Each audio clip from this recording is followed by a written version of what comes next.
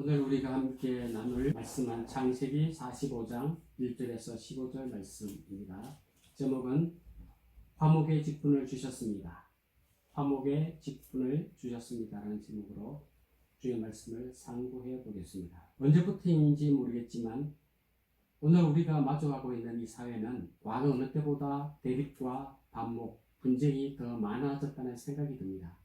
물론 과거에도 이러한 현상은 계속 있어 왔고 어떤 사회이든 사람이 모이는 곳이라면 피할 수 없는 것이지만 자기의 목소리를 자유롭게 낼 수 있는 사회로 바뀌어져서 그런지 모르겠지만 지금은 과거 어느 때보다도 많은 다른 목소리가 있는 것은 사실입니다. 이것은 건강한 사회를 만들어가기 위한 필요한 것이고 또 좋은 현상이라는 생각도 듭니다.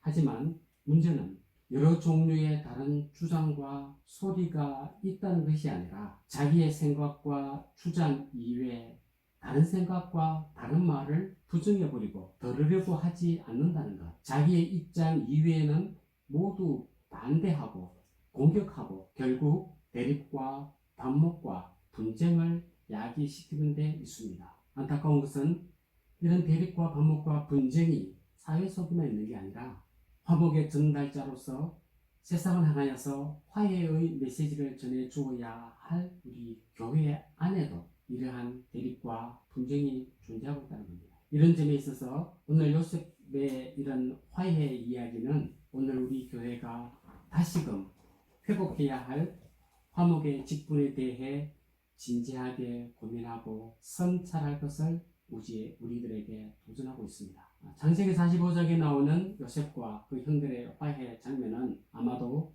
성경 전체를 통틀어서 가장 극적이고 감동적인 이야기가 아닐까 생각합니다. 물론 한 어머니에 대해서 출생한 친형제임에도 불구하고 깊은 불신과 회복 불가능한 감정의 상처로서 20년 이상을 원수처럼 지내다가 하나님의 강권적인 인도하심으로 극적인 화해를 이루었던 야곱과 에서의 화해도 우리에게 큰 감동으로 다가옵니다. 하지만 형 에서와 화해를 이룬 이후 야곱이 취하고 있는 행동을 보면 야곱은 여전히 에서에 대하여서 불신의 마음을 버리지 못한 것 같습니다. 함께 같이 가자라는 에서의 말에 야곱은 겉으로는 동의하면서 실제로 그의 행동은 전혀 다르게 반응합니다. 자기는 가축대가 많고 딸린 식솔들도 많아 급하게 움직일 수 없으니 형이 먼저 가면 내가 뒤도록 하겠다고 핑계거리를 만들고 정작 자신은 형 녀석가 거주하는 세일 땅과는 전혀 다른 방향인 세겜에서 정착합니다. 야곱이 형 에서와의 이 극적인 화해가 있기 전에 한 번 더 화해가 있었죠. 바로 외삼촌 라반과의 화해인데 라반과의 화해도 하나님의 개입하심이 있음으로 인하여서 이루어졌습니다. 창세기 31장 24절에 밤에 하나님이 아람 사람 라반에게 현몽하여 이르되 너는 삼가 야곱에게 선악간에 말하지 말라 하더라. 결국은 이 라반이 야곱을 따라잡습니다. 그러나 처음 먹었던 그런 악한 마음을 마음대로 계획대로 행하지 못하죠. 그리고 이렇게 얘기합니다. 창세기 31장 29절에 너를 해할 만한 능력이 내 손에 있으나 너희 아버지의 하나님이 어젯밤에 내게 말씀하시기를 너는 삼가 야곱에게 선악간에 말하지 말라 하셨느니라. 그래서 라반은 할 수 없이 자기의 원래 의도와는 다르게 야곱과 화해하게 됩니다. 앞에서 살펴본 야곱과 에서의 화해, 야곱과 라반의 화해 이야기를 오늘 우리가 읽었던 본문 말씀에 나오는 요셉의 화해를 비교해보면 가장 큰 차이점이 야곱이 그 형 에서와 그리고 그의 외삼촌 라반과 가졌던 화해는 뭔가 불안한 화해, 외적으로는 화해된 듯한데 그 이면에는 뭔가 찜찜한 것이 남아있는 마음을 떨칠 수 없는 화해라는 생각이 듭니다. 서로 화해의 손을 맞잡았지만 마음 한구석에는 불안과 앙금이 그대로 남아있는 불안한 화해라고 여겨집니다. 이에 반해 요셉의 화해는 그 어떤 불안함이나 불신, 부족함이 느껴지지 않는 우리 인간관계에서 경험될 수 있는 최고의 화해, 화해의 가장 이상적인 모델이라고 할 수 있을 것 같습니다. 요셉의 화해가 이렇게 아름답고 이상적인 화해가 될 수 있었던 가장 큰 이유를 저는 이렇게 생각합니다. 바로 힘과 주도권을 가지고 있었던 요셉이 그것을 내려놓고 형들에게 먼저 손을 내밀었기 때문에 가능했다고 생각합니다. 힘과 주도권을 가진 자가 먼저 자신의 힘을 내려놓고 화해의 손을 내밀 때 진정한 화해는 시작됩니다. 과거 자신들이 저질렀던 악행이 얼마나 심각하고 얼마나 치명적이었던 것을 분명히 인식하고 있었던 형들은 비록 요셉이 부드러운 말과 행동으로 다가왔지만은 여전히 두려웠어요. 그래서 요셉은 그 형들의 상황을 잘 알고 있었기에 좀 더 다가갑니다. 창세기 50장 15절에 요셉의 형제들이 그의 아버지가 죽었음을 보고 말하되 요셉이 혹시 우리를 미워하여 우리가 그에게 행한 모든 악을 다 갚지나 아니할까 하고, 이게 요셉 형들의 마음이었어요. 요셉은 그 마음을 알고 그도 형들을 위로하고 안심시켜줍니다. 창세기 50장 19절에 요셉이 그들에게 이르되 두려워하지 마소서 내가 하나님을 대신하리이까. 이렇게 요셉으로 하여금 자신의 힘과 주도권을 내려놓고 진정한 화해를 가능하게 했던 근거는 과연 무엇일까요? 창세기 45장 5절의 말씀을 함께 보겠습니다. 요셉이 어떻게 해서 이렇게 할 수 있었는가에 대하여 우리에게 그 해답을 주고 있습니다. 당신들이 나를 이곳에 팔았다고 해서 근심하지 마소서, 한탄하지 마소서. 하나님이 생명을 구원하시려고 나를 당신들보다 먼저 보내셨나이다. 그리고 45장 8절에 그런즉 나를 이리로 보낸 이는 당신들이 아니요 하나님이시라. 지금 요셉은 하나님의 절대 주권을 인정하고 있습니다. 하나님의 주권을 절대적으로 인정하고 있는 요셉의 신앙적 삶이 그로 하여금 종의 모습으로 살게 하였고, 비록 그가 애굽에서 2인자의 자리까지 올랐지만 그는 여전히 종의 모습으로 하나님의 주권을 철저히 인정하고 있습니다. 이런 하나님의 절대 주권을 인정함이 요셉으로 하여금 그의 힘과 주도권을 내려놓고 형에게 먼저 화해의 손을 내밀게끔 했다고 생각합니다. 만약 우리가 하나님의 주권을 인정하지 않거나 종된 모습을 버린다면 결코 화해는 이루어지지 않는다는 점을 꼭 기억했으면 좋겠습니다. 오늘 성경은 우리에게 요셉의 이토록 아름다운 화해의 모습을 소개하면서 완전하고 영원한 화해의 주가 되시는 예수 그리스도를 보게 해주고 있습니다. 예수님은 화해의 주님으로서 이 땅에 오셨고 갈보리 십자가를 통해서 모든 깨어졌던 이 관계들을 회복시키시고 화해로 이끌어 주셨습니다. 이 땅에 있는 모든 사람들은 화해가 필요한 사람들입니다. 사람뿐만 아니라 모든 피조물 또한 화해가 필요한 존재들입니다. 그 사실을 좀 더 구체적으로 살펴보면 첫 번째, 하나님과 인간 사이에는 화해가 필요합니다.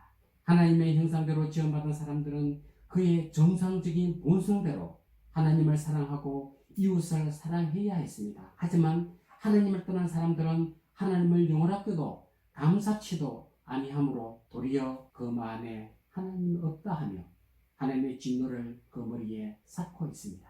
그래서 하나님을 떠난 모든 사람들은 예수 그리스도를 통해서 하나님과 화해해야 합니다.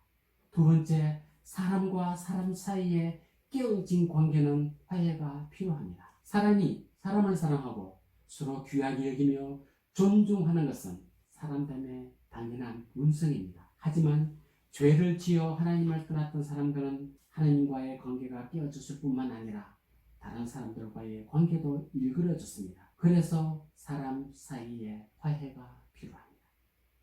세 번째, 인간과 자연계 사이에 화해가 필요합니다. 하나님께서 지으신 모든 세계, 하나님 보시기에 좋았던 이 자연계, 그리고 사람이 살기에 최적화된 이 세상은 우리 인간의 타락으로 말미암아서 그 원래의 아름다움을 상실해버렸습니다. 그리고 오늘날 인간의 탐욕으로 말미암아서 우리 이 지구 환경은 이미 회복 불능 상태에 이르렀습니다. 하나님과 사람 사이에 끼어진 관계, 사람과 사람 사이에 끼어진 관계, 인간과 모든 피조 세계 사이에 끼어진 관계를 회복시키시고 화해케 하기 위해서 하나님께서는 그 아들 예수 그리스도를 이 땅에 보내주셨습니다. 예수님은 십자가로 하나님과 원수되었던 관계를 해결하여 주셨습니다. 로마서 5장 10절 곧 우리가 원수 되었을 때에 그의 아들의 죽으심으로 말미암아 하나님과 화목하게 되었은즉 예수님의 십자가로 말미암아서 우리가 하나님과 화목되었다고 말하고 있습니다. 그래서 예수님으로 통하여 하나님과 화목된 우리 성도들은 아무런 두려움 없이 아무런 끄리낌 없이 하나님 앞으로 담대히 나아갈 수 있게 되었습니다. 예수님은 우리를 하나님과 화목케 하시는 우리의 중보자였습니다. 그리고 예수님의 십자가는 사람과 사람들을 화해시키시는 근거가 됩니다. 에베소서 2장 14절에서 16절에 기록하기를 그는 우리의 화평이신지라. 예수님은 우리의 화평이라는 거예요.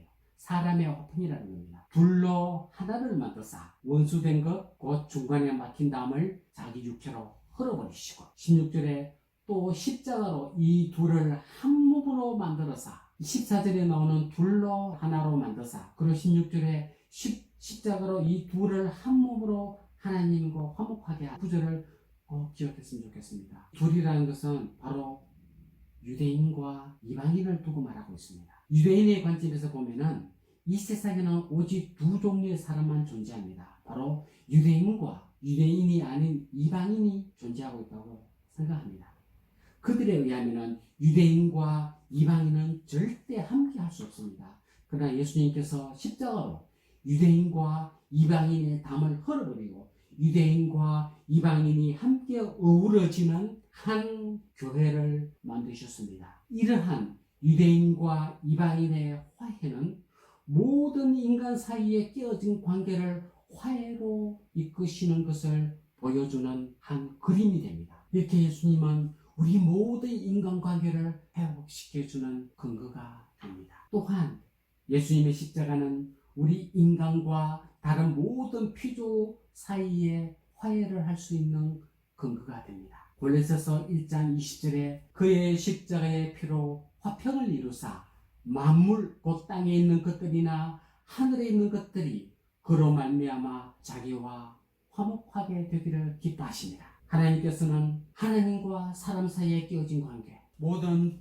피조 세계와 끼어진 관계를 예수 그리스도의 십자가로 다시 화해시켜 주셨습니다. 그리고 너무너무 중요한 것이 여기 있습니다.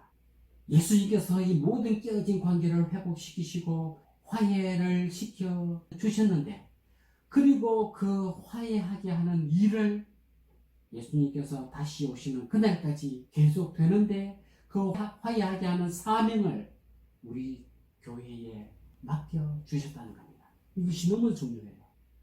지금도 그 화해하는 사역을 주님께서는 계속 오늘도 하고 있습니다. 그런데 그 화해하는 사명을 우리 교회에 남겨주셨다는 사실이에요.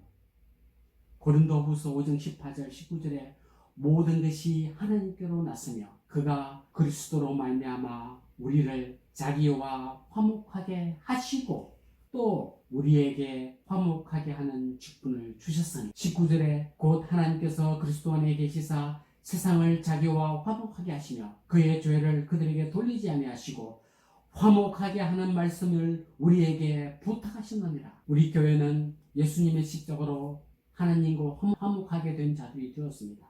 그리고 이제 하나님께서는 우리 교회를 세상과 모든 피조물들을 화목하게 하는 새 사람으로 부르시고 화목의 직분을 맡기셨습니다. 이 사실을 우리가 깨달았으면 좋겠습니다. 우리 교회가 이런 한 주께서 주시는 이 화목의 직분을 감당하는 단 하나의 길은 이 화목의 메시지를 전하는 것이 아니라 화목을 보여주는 것뿐입니다. 지금까지 교회가 세상을 향하여서 화목의 메시지를 제대로 전하지 못했던 이유는 화목의 메시지를 말로만 하였고 보여주지 못했기 때문입니다. 교회 안에 화해가 없으면, 교회 안에 화목이 없으면 교회는 참으로 화해가 필요한 세상을 향하여서 화해의 메시지를 전할 수가 없습니다. 그래서 우리는 교회 안에서 먼저 화목을 이루어야 하고 화해를 성취하여야 합니다. 이 시대에 우리 교회가 가진 가장 큰 약점 중 하나는 신학적 관점이나 사상적 관점, 심지어 정치적 관점이 너무 편향적이라는 거예요. 이것 아니면 저것, 이거 아니면 다 틀렸다는 식으로 극단적 경향이 너무 강하다는 것입니다. 교회, 사회 할 것 없이 보수와 진보, 좌파와 우파의 편가르기가 너무 심하다는 생각이 듭니다. 교회 안에 다양한 목소리가 있다는 것은 지극히 정상적이고 참 건강하다는 증거입니다. 문제는 그 각각의 목소리들이 자기들끼리 편가르기 하고 다른 편은 부정해버리고 결국 분쟁하고 싸움이 일어난다는 것입니다. 과연 초대교회는 어떠했을까요? 그 당시에는 이러한 다른 목소리가 없었을까요? 여러 가지 소리가 없었을까요? 그 당시에도 교회 안에 보수와 진보가 있었고 사상적으로나 정치적으로 여러 목소리들이 있었습니다. 그 실례로 당시 이방인들에게 할례를 해야 하느냐 말아야 하는 문제를 두고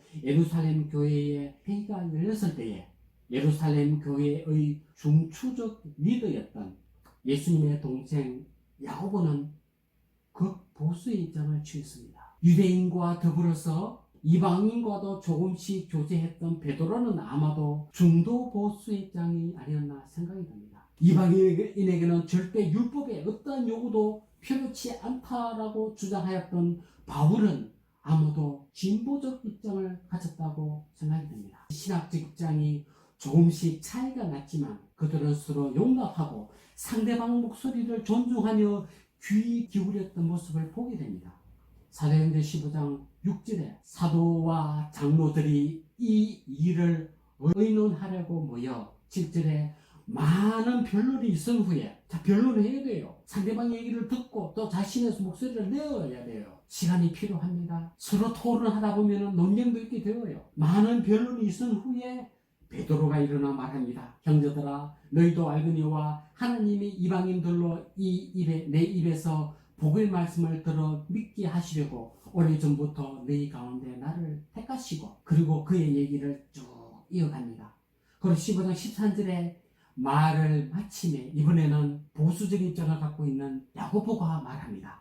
야고보가 대답하여 이르되 형제들아 내 말을 들으라. 19절에 그러므로 내 의견에는 이방인 중에서 하나님에게로 돌아오는 자들을 괴롭게 하지 말고 다만 우상의 더러운 것과 음행과 몸매의 죽인 것과 피를 멀리하라고 편지하는 것이 옳으니 보수, 중도 보수, 진보라는 서로 다른 입장을 가졌지만 이들은 그리스도 안에서 하나님을 결코 놓치지 않았습니다. 자기와 다른 입장에 대해서 반대하고 부정하고 공격함이 아니라 경청함으로써 하나님의 뜻인 화목이 실현되도록 했습니다. 만일 예루살렘 교회 회의에서 보수 측과 진보 측이 갈라졌더라면 교회는 아마도 할례를 주장하는 유대인 교회와 할례를 필요 없다고 하는 이방 교회로 나누어졌을지도 모릅니다.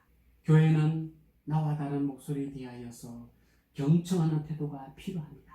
그럴 때에 대립과 분쟁과 분열이 생기지 아니하고 화해가 가능합니다. 교회가 이러한 화해를 실현할 때에 화목을 실현할 때에 대립과 반목과 갈등이 극에 달해 있는 이 세상을 향하여서 화해의 메시지를 던져줄 수 있습니다. 다시 요셉의 이야기를 돌아와서 결론을 맺을까 합니다. 요셉이 가장 이상적이며 온전한 화해를 실현할 수 있었던 것은 그 자신이 쥐고 있었던 주도권과 힘을 내려놓고 먼저 다가가서 손 내밀었기 때문에 가능했습니다. 하나님께서도 죄인된 우리를 하나님과 화목하게 할 수 있었던 것은 하나님이신 예수께서 자신의 힘과 영광과 보좌와 그 능력을 내려놓고 우리에게 다가와서 먼저 십자가에서 모든 것을 내어주시기 때문에 가능했습니다.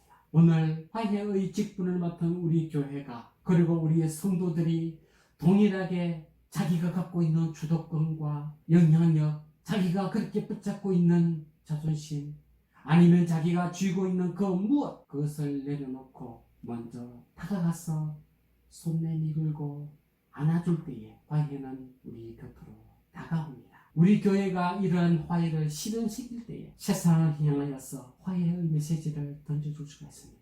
세상에는 소망이 없어요. 절대 화해를 할 수가 없습니다. 어떻게 해야 될지 모르기 때문입니다. 그러나 화해를 알고 있는 우리 교회가 화해가 실현됨으로써, 화목이 실현됨으로써 우리가 화해의 직분을 감당할 수가 있습니다. 화해를 보여줄 때에 세상이 교회를 보면 저게 화해이구나 볼 수 있게 됩니다. 우리 교회는 아직 하나님을 알지 못하는 사람에게 예수 그리스도를 전해줌으로써 그 사람이 하나님과 화해할 수 있도록 힘써야 하겠습니다. 또한 우리 공동체 안에서 서로 존중하고 용납하고 서로 사랑하고 받아줌으로써 성도 간의 화해를 이루어야 합니다. 교회와 교회, 그리고 교단과 교단, 교파와 교파를 초월하여서 예수 안에서 화해하도록 힘써야 합니다. 그럴 때 세상은 교회를 통해서 화해의 메시지를 듣게 됩니다. 이뿐 아니라 우리 성도들의 삶의 방식은 모든 피조물들과 화해하는, 즉 모든 피조 세계를 사랑하고 보존하며 귀하게 여기는 새로운 삶의 방식이 필요합니다. 자원을 아끼자라는 차원에 넘어서 그것을 보존하고 사랑하고 귀하게 여기는 삶의 태도가 필요합니다. 오늘 우리 화해의 직분을 맡은 우리 교회와 성도가 이런 전혀 다른 새로운 삶의 모습으로 살아감으로써 하나님께서 우리에게 맡기신 화해의 직분, 세상과 그리고 모든 피조물과 화해케 하는 그 직분을 잘 감당하는 우리가 되기를 간절히 소원합니다. 기도하겠습니다. 우리에게 이 화해의 직분을 맡기신 거룩하신 하나님 아버지, 우리 교회가, 우리 성도가 우리에게 맡겨주신 이 화해의 직분이 얼마나 소중한 것인지 깨달을 수 있게 하여 주시옵소서. 우리가 맡은 이 화해의 귀중한 직분을 던져버리지 말게 하시옵소서. 교회가 먼저 주 안에서 아름다운 화해가 성취되기를 원합니다. 자기 것 주장하지 않게 하시고, 자기의 힘을 의지하지 않게 하시고, 자기의 능력 내려놓게 하여 주시옵소서. 그러므로서 먼저 화해의 손을 내밀어 서로 얼싸안고 아름다운 화해가 이루어지는 교회들이 다 되기를 원합니다. 그리할 때에 정말 화해와 화목이 필요한 세상을 향하여서 화해의 메시지를 던져줄 수 있는 이 교회와 성도 되기를 원합니다. 우선 우리 한 사람 한 사람이 화해의 메신저로서 살아가기를 원합니다. 거룩하신 주님, 우리에게 이 능력을 다시 한번 부릴 듯 하게 하여 주옵소서. 우리를 긍휼히 여겨주시고 성령을 쫓아서 행하는 우리 모두 되기를 원합니다. 예수님 이름으로